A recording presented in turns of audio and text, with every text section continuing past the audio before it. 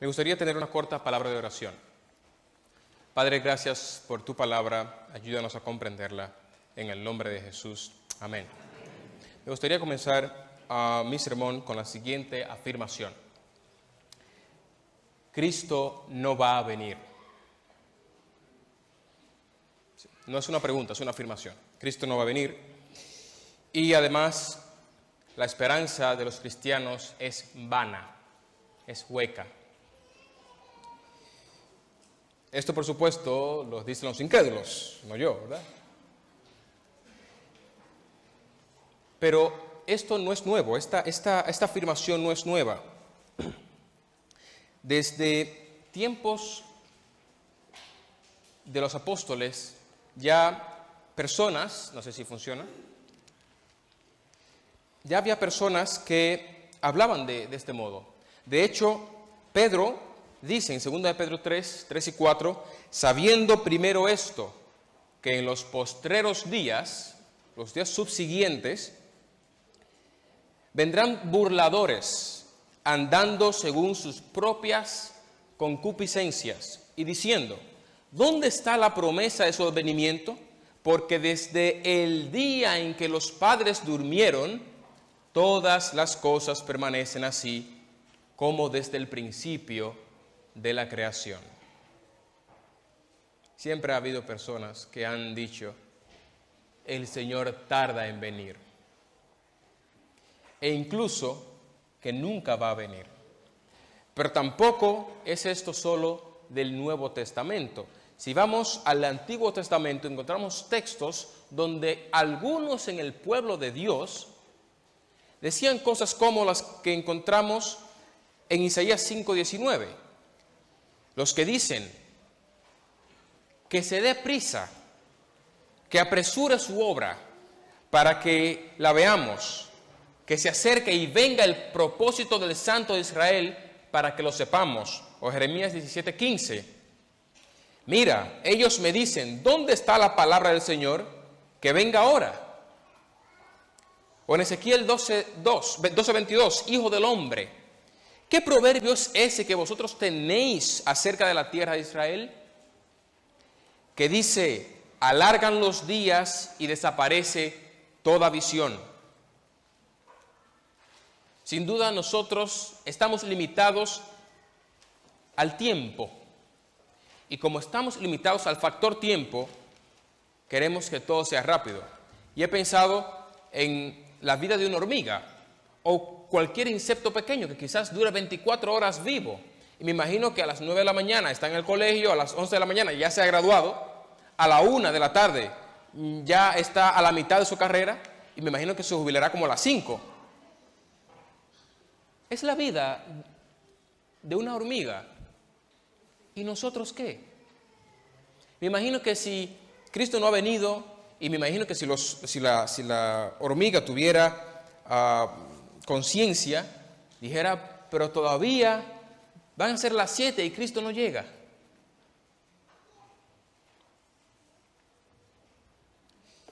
Sin duda, tenemos que tener en cuenta que Dios no está limitado al factor tiempo, pero que no retarda su promesa. Pero siendo que las cosas en el mundo no han tenido grandes cambios, sigue saliendo el sol, sigue lloviendo, etc. Algunos estamos quizás legítimamente tentados a pensar de la siguiente forma. ¿Podremos confiar en la Biblia? ¿Es verdad lo que dice la Biblia? ¿Podría el mundo tal cual lo conocemos cambiar? ¿Realmente podemos imaginar algo así? ¿Es la promesa de la segunda venida una parábola del nuevo nacimiento, como algunos dicen ser?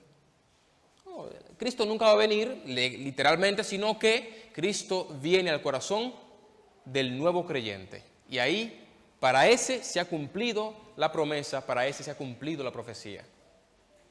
U otros que dicen que la muerte es el cumplimiento de la promesa de la segunda venida. ¿Cristo viene para el qué? para el que se muere, algunos dicen.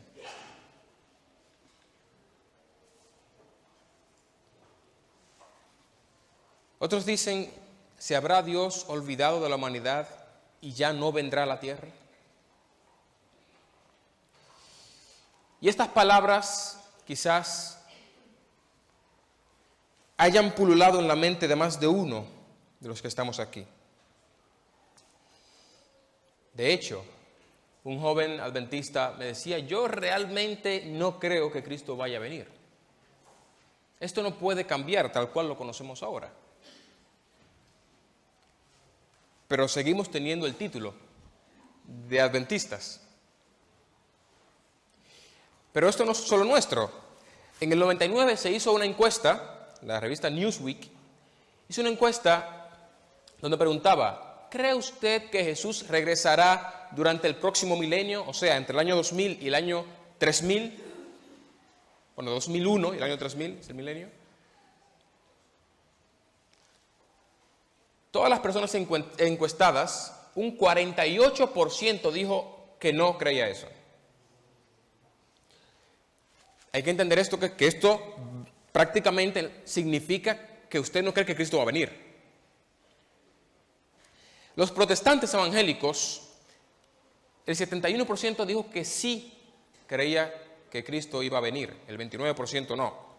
Los protestantes no evangélicos, entre los que están los adventistas del séptimo día, según la encuesta, el 52% dijo que no pensara que Cristo fuera a venir en el próximo milenio.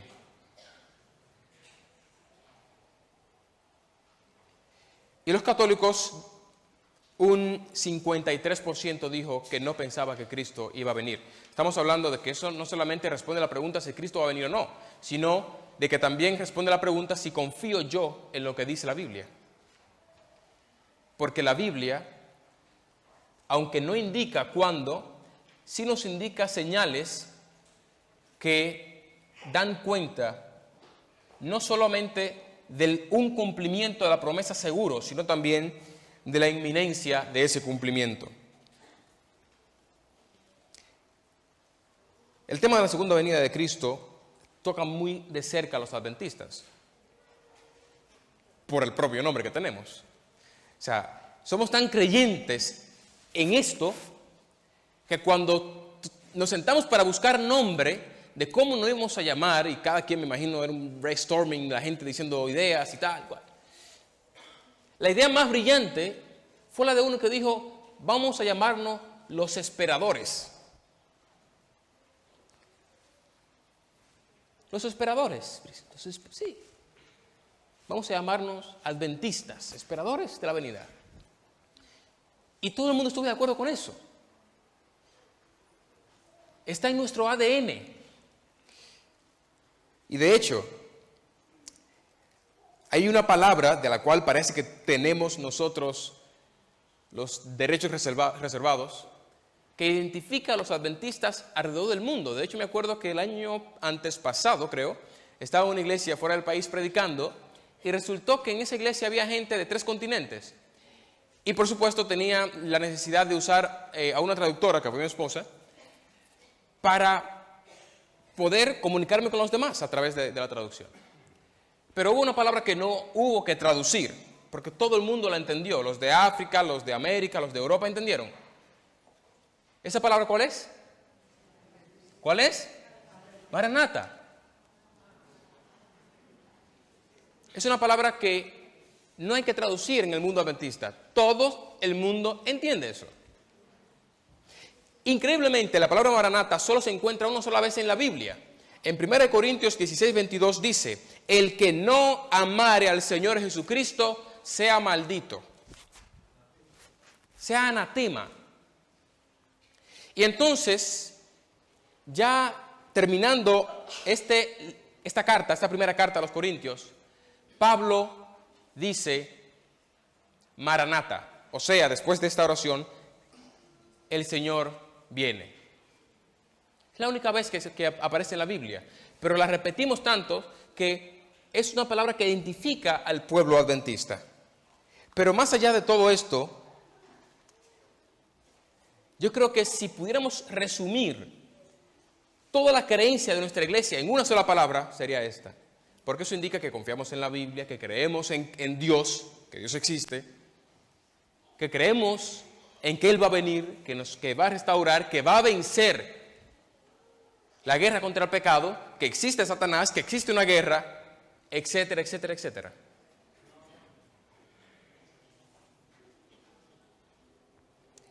Ahora, más allá del significado de la palabra, me gustaría que nos centráramos en responder dos preguntas. Siendo que no ha habido cambio desde la creación, como decían los críticos en el tiempo de Pedro, ¿cómo podemos saber que realmente Cristo viene? ¿Cómo podemos saber que nuestra esperanza no es vana? Que es una esperanza segura, que estamos del lado de la verdad. Todo el mundo quiere estar del lado de la verdad, del lado de lo correcto. ¿Qué evidencia podemos encontrar para saber que la profecía de la segunda venida de Cristo es digna de confianza?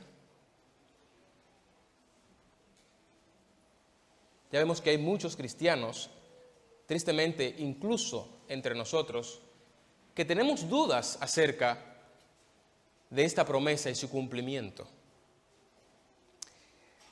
Para eso, para responder esta pregunta, me gustaría usar una herramienta especial. La revelación general tiene tres formas. Se manifiesta en la naturaleza, se manifiesta en la razón humana, a través de la razón humana, y a través de la historia. O sea, que una persona sin acceso a la Biblia puede darse cuenta de la existencia de Dios a través de la naturaleza, Romanos 1:20, a través de la razón humana y a través de la historia. Cuando vemos cómo la historia se va desarrollando, no podemos sino ver la mano de alguien que la dirige. Y hoy me gustaría hacer uso de la tercera forma de revelación general, la historia, para ver si podemos usar esto como evidencia de la certeza de la segunda venida de Cristo.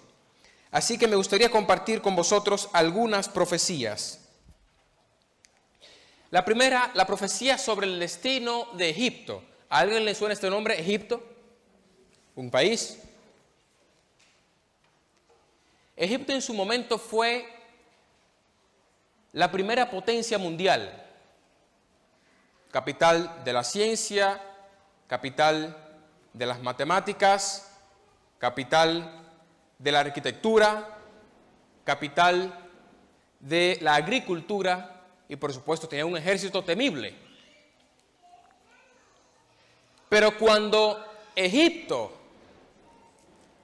aún tenía faraones, Dios por boca de Ezequiel dijo: y volveré a traer los cautivos de Egipto y los llevaré a la tierra de Patros, la tierra de los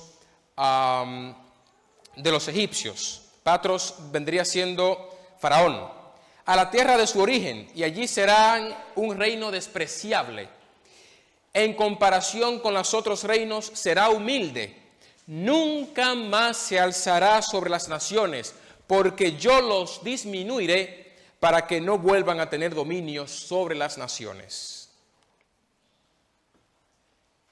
La pregunta es, ¿tenemos alguna evidencia de que esta profecía se ha cumplido?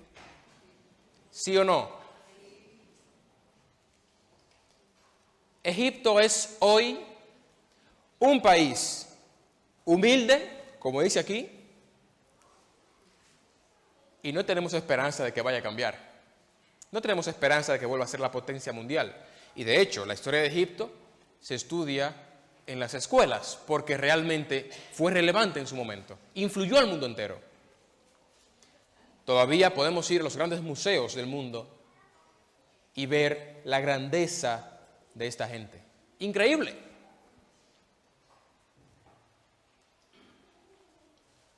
Sin duda, sabemos que esta profecía se ha cumplido al pie de la letra. Otra profecía, los 70 años de esclavitud judía en Babilonia. La Biblia dice en Jeremías 25:11, toda esta tierra será puesta en ruinas y en espanto, y servirán estas naciones al rey de Babilonia 70 años. 70 años. Jeremías 29:10, porque así dijo Jehová, cuando en Babilonia se cumplan los 70 años, yo os enviaré, os visitaré y despertaré sobre vosotros mi buena palabra para haceros volver a este lugar. Dios prometía que iban a servir a los babilonios por 70 años y que a los 70 años regresarían. Pero también la Biblia dice por qué Dios permitió esto. Segunda de Crónicas 36:21 dice, para que se cumpliera la palabra del Señor por boca de Jeremías, profeta, hasta que la tierra hubiera gozado de sus días de reposo. Todos los días de su desolación reposó hasta que se cumplieron los 70 años. ¿Os acordáis que había un mandamiento en el Pentateuco que hablaba de que cada 7 años había que dar un año de descanso a la tierra? Y que cuando se siembra un árbol no se puede comer de su fruto, o sea, no se puede cosechar el fruto hasta el 5.º año para devolver a la tierra lo que le costó a ese árbol crecer. Tiene sentido. Dios, que es un Dios no solamente de nosotros, sino que también debe cuidar a los animales y cuida de sus criaturas, cuida de su tierra que le pertenece a Él. Mía es la tierra y su plenitud, dice la Biblia. Entonces, como los administradores, como sus mayordomos, habían sido infieles en cumplir las reglas de convivencia con la tierra, entonces Dios se vio en la necesidad de darle descanso a la tierra por el mismo periodo de tiempo que ellos habían robado a la tierra su descanso. De todos modos, esto se cumplió. Y en 2 de Reyes 24:10 al 17, voy a leer solo hasta el 13, pero lo podéis buscar en vuestras casas. Dice, en aquel tiempo subieron contra Jerusalén los siervos de Nabucodonosor, rey de Babilonia, y la ciudad fue sitiada. Vino también Nabucodonosor, rey de Babilonia, contra la ciudad cuando sus siervos la tenían sitiada. Entonces salió Joaquín, rey de Judá, al rey de Babilonia, él y su madre, sus siervos, sus príncipes y sus oficiales. Y lo prendió el rey de Babilonia en el 8º año de su reinado, y sacó de allí todos los tesoros de la casa de Jehová y los tesoros de la casa real, y rompió en pedazos todos los utensilios de oros que había hecho Salomón, rey de Israel, en la casa de Jehová, como Jehová había dicho. Pero hay algo más. Y llevó en cautiverio a toda Jerusalén, a todos los príncipes y a todos los hombres valientes, hasta 10,000 cautivos, y a todos los artesanos y herreros. No quedó nadie excepto los pobres del pueblo de la tierra.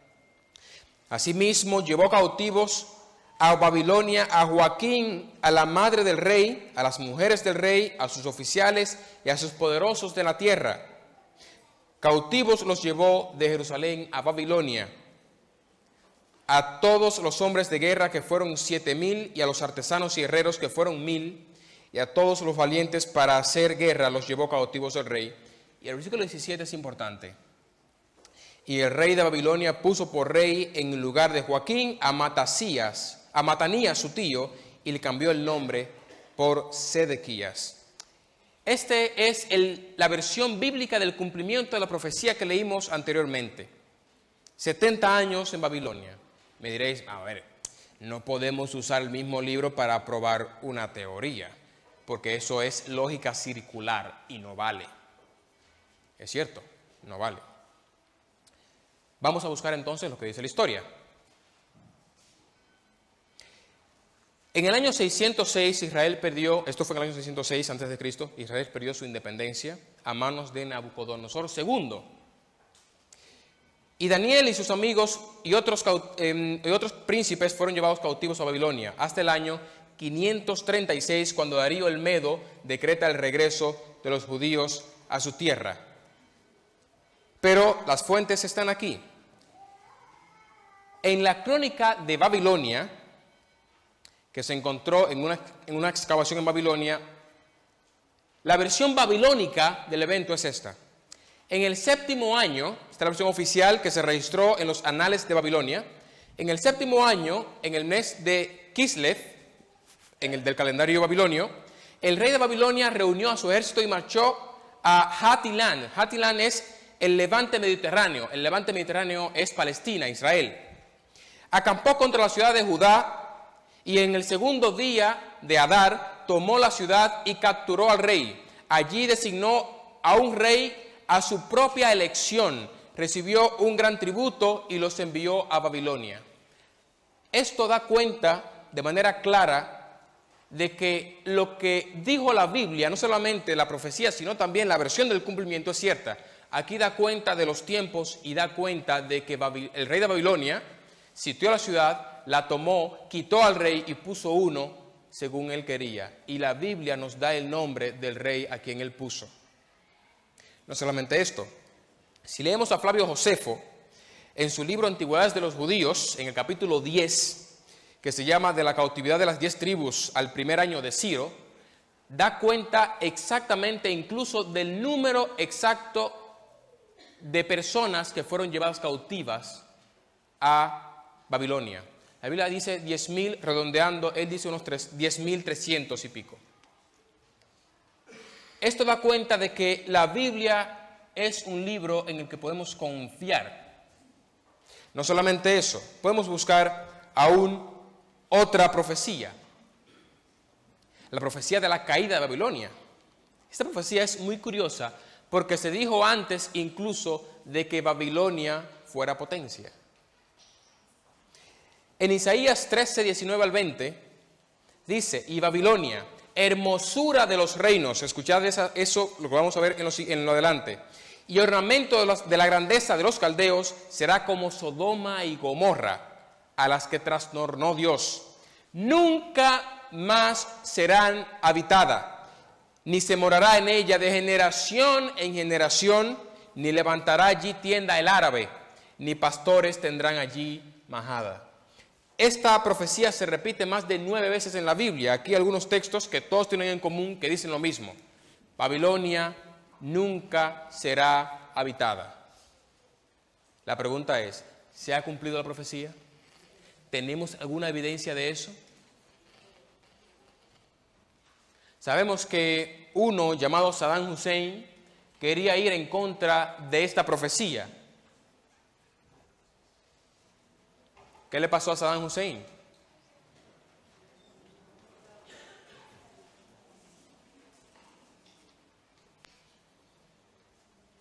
Porque yo soy Dios y no hay más, que anuncio lo porvenir desde el principio y desde el antiguo las cosas que aún no son hechas, que digo, mi consejo permanecerá y haré todo lo que yo quiera. Podemos confiar en un Dios soberano y un Dios que promete librarnos y sostenernos en la vida. Pero más allá de eso, era increíble pensar que Babilonia iba a caer por la grandeza que implicaba. La Biblia describe a Babilonia de la siguiente manera: señora de reinos. En otro versículo la describe con un gran desarrollo científico, orgullosa, centro de desarrollo astrológico, ciudad confiada en la astrología, que es otra cosa. También orgullo de los caldeos por su belleza arquitectónica. Y además lo describe como un león con alas de águila. Fuerte. Era como decir que Babilonia iba a caer, era como decir que México va a invadir Estados Unidos y hará Washington capital de México. Eso no tiene sentido, pero la Biblia dijo exactamente eso. Ahora, ¿qué dice la historia acerca de la caída de Babilonia? Y antes me gustaría ver un repaso de lo que dice Heródoto, ese historiador griego, padre de la geografía y padre de la historia, en una visita que él mismo personalmente pudo haber hecho o pudo hacer a Babilonia, cuando todavía era un reino grande. En su libro Historias, él describe esta visita y dice: era el reino de oro de una edad de oro. ¿Os suena esa palabra de la profecía de Daniel? Reino de oro. ¿Qué metal representaba a Babilonia en la Biblia? No lo digo yo, lo dice Heródoto. 2. Babilonia, su metrópolis, se elevó a una altura nunca alcanzada por ninguno de sus sucesores.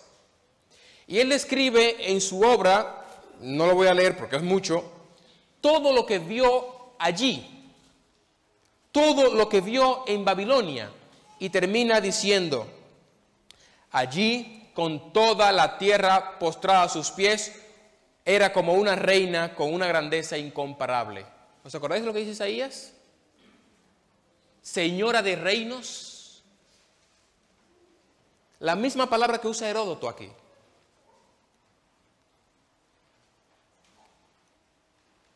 La arqueología y la historia secular dan cuenta de que el cumplimiento de la profecía de Babilonia, de su caída y de su destino eterno, fue tal cual fue predicho cientos de años antes de que cayera. Ahora, es interesante saber cómo cayó Babilonia. Y esto es muy curioso, porque la Biblia no solamente dice que iba a ser grande antes de serlo, que iba a caer antes de nacer, pero también decía cómo iba a caer. Dice la Biblia aquí: un hombre llamado Ciro conquistará Babilonia. Luego dice también que el río Éufrates se secaría y permitiría el paso del ejército de Ciro. También habla de las puertas de la ciudad que estarían abiertas. Y dice que los soldados babilonios no opondrían resistencia. Ahí están los textos que los podéis verificar. Ahora, ¿qué dice Jenofonte, otro historiador griego, sobre esta descripción? En su obra, que se llama Ciropedia, Jenofonte hace una descripción que me gustaría saber o ver con vosotros si tiene algo que ver con lo que acabamos de ver de las características de cómo ocurrió la caída de Babilonia. Dice Jenofonte, sin embargo, en este momento se cavaron las trincheras y Ciro, el mismo nombre que usa la Biblia, Ciro escuchó que era un momento de gran fiesta en Babilonia. ¿Se acuerdan esa fiesta donde hubo la escritura en la pared? Es esta. La Biblia también dice que era en una fiesta. Cuando los ciudadanos bebían y se alegraban toda la noche, tan pronto como cayó la oscuridad, pusieron a sus hombres a trabajar. Se abrieron las bocas de las trincheras y durante la noche se vertió el agua, de modo que el lecho del río formó una carretera hacia el corazón de Babilonia. Cuando la gran corriente llegó a su nuevo canal, Ciro ordenó a los oficiales persas que hicieran 2 filas y entraran tanto a caballo como a pie. Los aliados deberían seguir en su antiguo orden.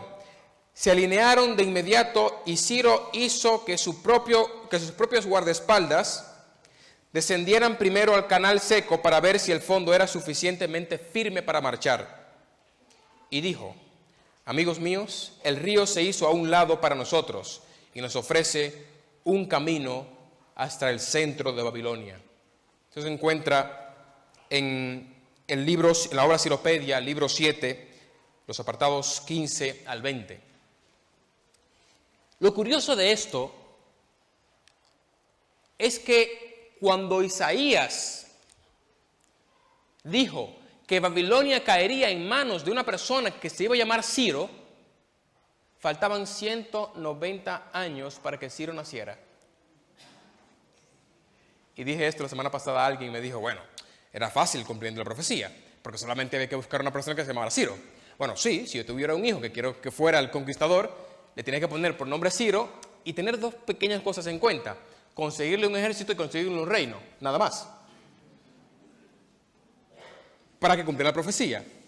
Por el hecho de que aquí no dice, en 190 años nacerá una persona que se llame Ciro. No, no. Aquí dice, una persona que se llame Ciro va a conquistar Babilonia y la va a derrotar.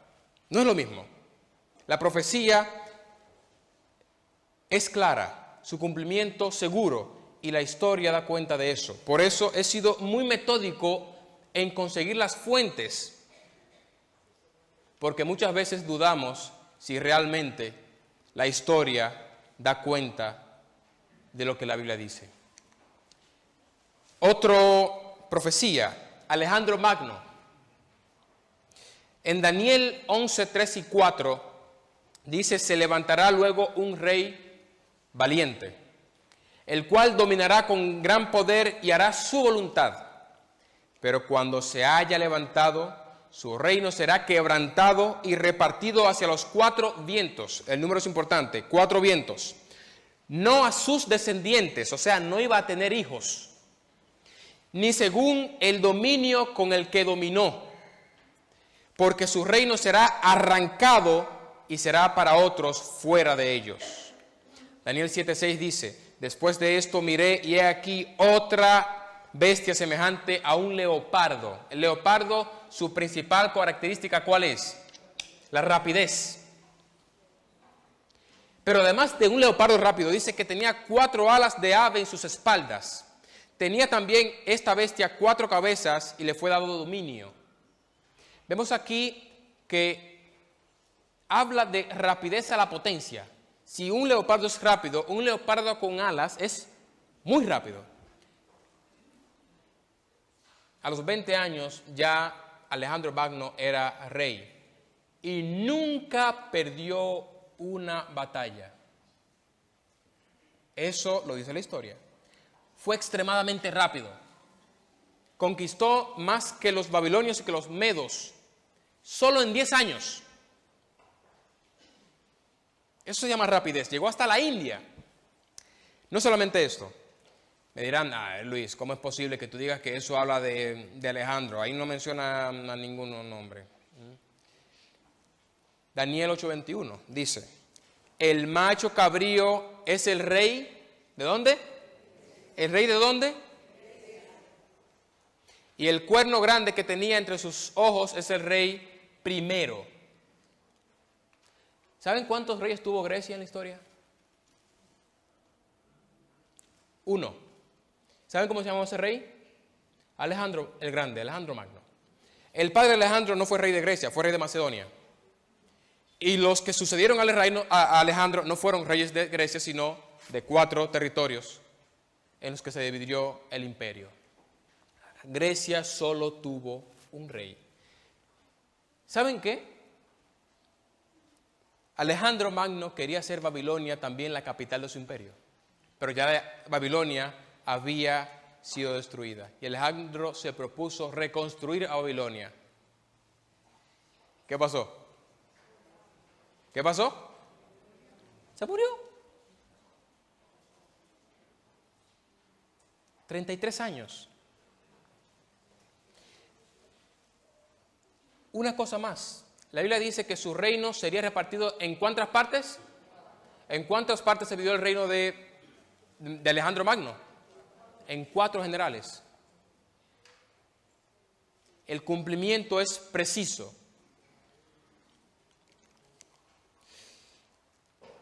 Hay muchas más profecías, pero voy a tomar esta como última. La destrucción del templo de Jerusalén. Un día estaba Jesús caminando con los discípulos en el jardín de Getsemaní y los discípulos le dijeron a Jesús con todo el orgullo de ser israelita, elegido, hijo de Abraham, Señor, danos tu opinión de esta hermosura. Mira el templo, mira su belleza, mira los capiteles, las columnas, increíble, ¿verdad? Bellísimo. y esperaban que Jesús dijera impresionante, nada como esto. Jesús no dijo eso. Jesús dijo, ¿veis todo esto? De cierto os digo que no quedará. Era imposible, literalmente imposible. Si había algo que los romanos no querían destruir, era el templo. No era solo el orgullo de los judíos, era el orgullo del imperio.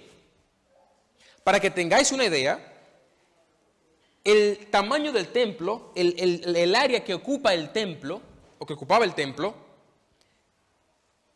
era 6 veces mayor que el área del Coliseo Romano. Para que tengáis una idea. 6 veces mayor que el área del Coliseo. Y esto es mucho.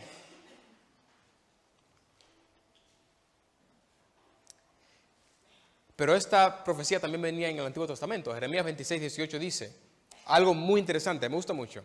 Dice Jeremías, Miqueas de Maareset, ¿os suena ese nombre Miqueas? ¿Qué es Miqueas? Un profeta que tiene un libro en la Biblia, ¿no?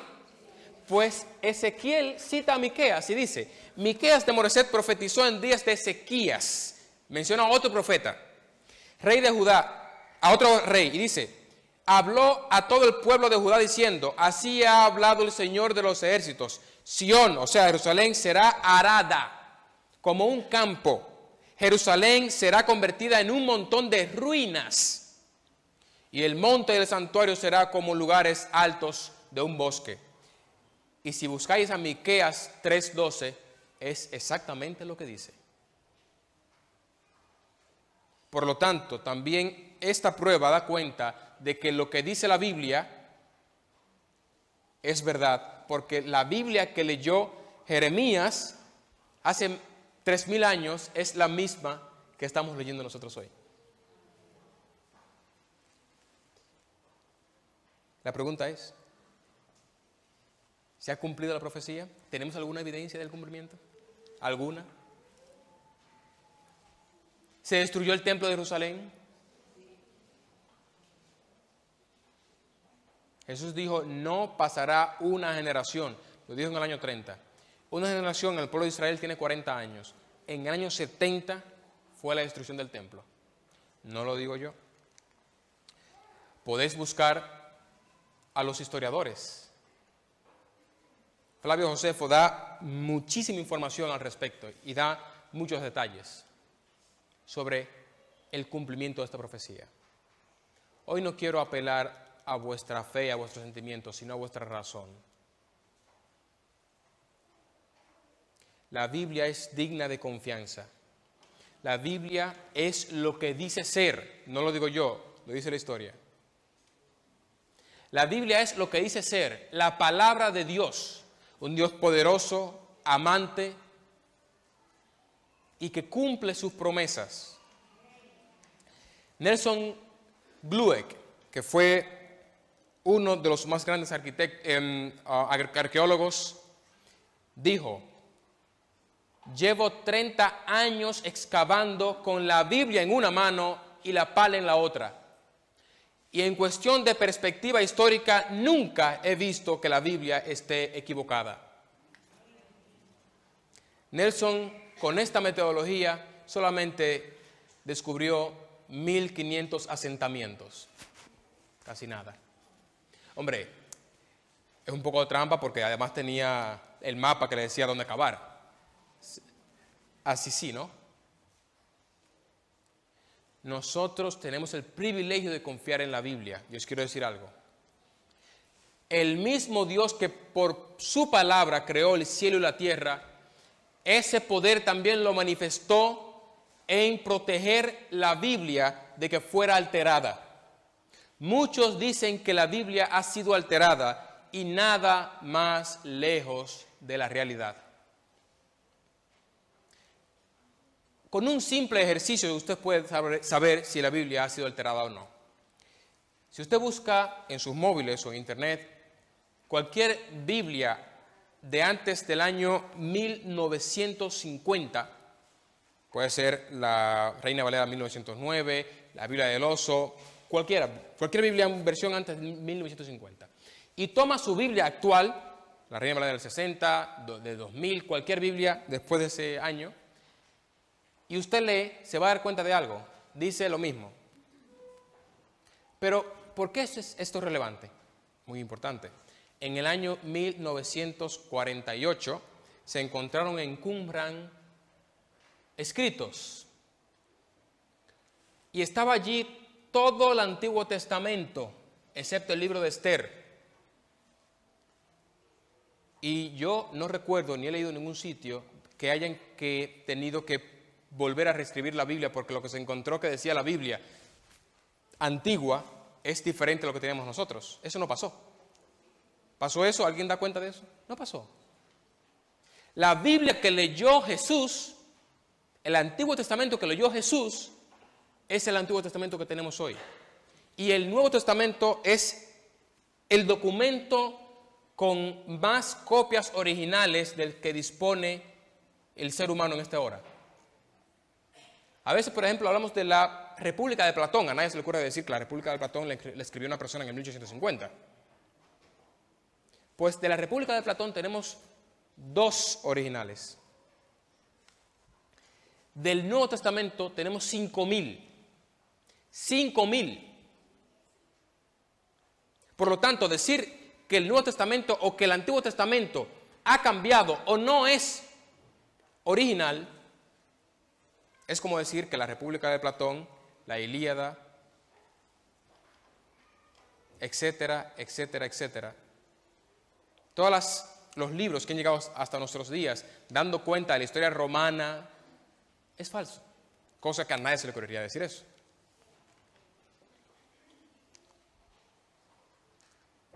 Pero todo esto nos lleva a nuestro primer punto. La gran profecía. ¿Cuál es la gran profecía de la Biblia?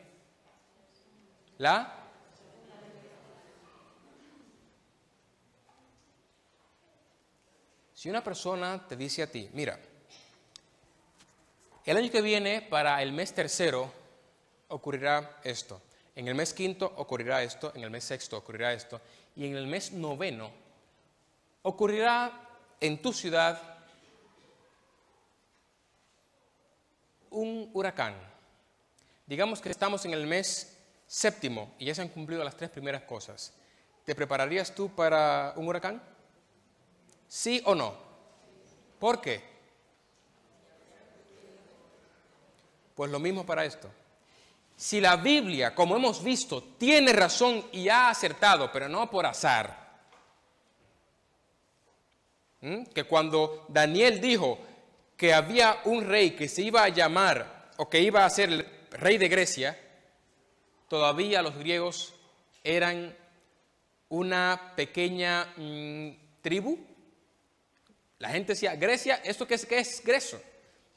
200 años antes de que naciera Alejandro Magno, la Biblia dijo que él iba a hacer lo que hizo. Por lo tanto, también podemos confiar de manera certera, segura, racional en la otra profecía, esa que aún no se ha cumplido, la segunda venida de Cristo. Es segura. No debe nuestro corazón albergar dudas sobre esto. Jesús dijo, yo resucitaré físicamente. No dijo, yo voy a resucitar en vuestros corazones, espiritualmente, no me veréis, etc. No. Resucitaré e iré a vosotros de Jerusalén. ¿Fue así o no fue así? Dijo, resucitaré físicamente. Y lo hizo. Y hay también testimonio histórico de eso. A diferencia de otros que dijeron, yo resucitaré, pero no me veréis.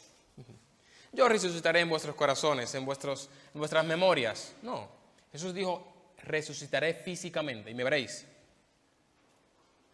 Por lo tanto, también ese Jesús dijo, porque el Hijo del Hombre vendrá en la gloria de su Padre con sus ángeles, y entonces pagará a cada uno conforme a sus obras. Ese mismo Jesús que predijo la destrucción del templo de Jerusalén dijo, He aquí que vienen las nubes, y todo ojo, y aún los que le traspasaron, y todos los linajes de la tierra harán lamentación por él. Sí, amén. Pero Jesús también dio una advertencia. En Mateo 24 dice: pero si aquel siervo malo dijera en su corazón, mi Señor tarda en venir, y comenzara a golpear a sus consiervos, a sus hermanos de la iglesia, y aún a comer y a beber con los borrachos, porque su Señor, y pareciera que a veces nuestro Señor tarda en venir.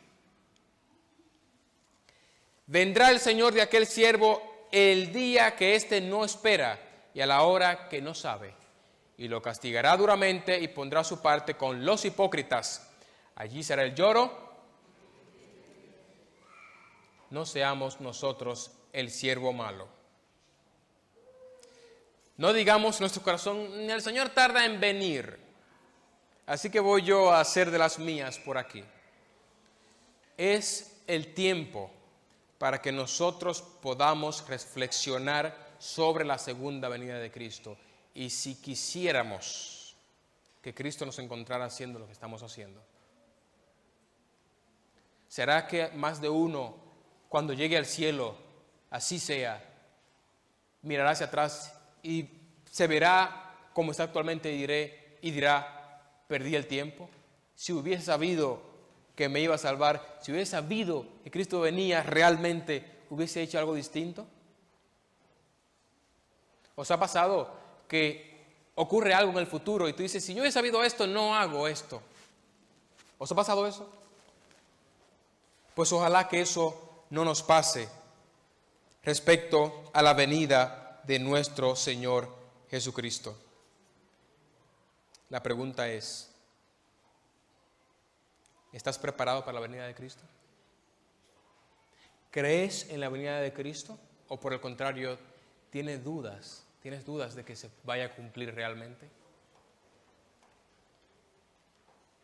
¿Estás haciendo lo que te gustaría hacer o lo que harías si tuvieras plena conciencia de que Cristo va a venir? Quiero hacer un llamado especialmente a los jóvenes, a la vocación y al servicio a la iglesia y al servicio al reino del cielo.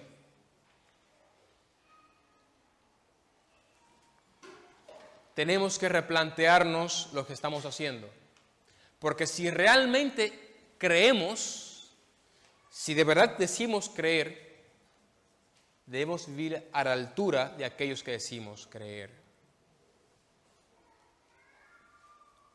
Es un privilegio trabajar con Dios en su obra. Y quiero proponeros que penséis seriamente, dedicar vuestro tiempo de algún modo, o al menos una porción del tiempo, 6 meses, un año, una semana al año, como sea, al servicio directo al reino del cielo. Haced tesoro en el cielo donde no hay polilla ni ladrones hurtan. Hoy es el tiempo para tomar una decisión si realmente creemos en que Cristo va a venir. Pero si todavía tenemos dudas, quizás tengamos la actitud del siervo malo y nos hemos dedicado a criticar y a golpear al de al lado. Mi llamado hoy es a 3 cosas, y de verdad, siendo este mi último sermón como anciano de esta iglesia y como miembro habitual de la iglesia, mi mayor oración, mi mayor deseo es reforzar vuestra fe en la Biblia, demostrar de manera histórica que la Biblia tiene razón. Hay más de 2000 profecías, el tiempo no daría. De hecho, me costó elegir solo estas 5. Que la Biblia da cuenta de ellas y la historia también dicen, fue como la Biblia decía. Constantemente vemos a la arqueología diciendo, lo que dice la Biblia es falso.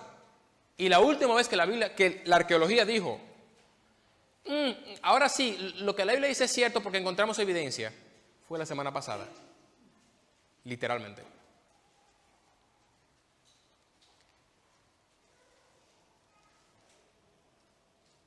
Creamos en la Biblia. La Biblia es lo que dice ser. Creamos en la promesa bienaventurada de la segunda venida de Cristo. Y es mi mayor oración y deseo que nos preparemos para esa segunda venida. Hermanos, Maranata.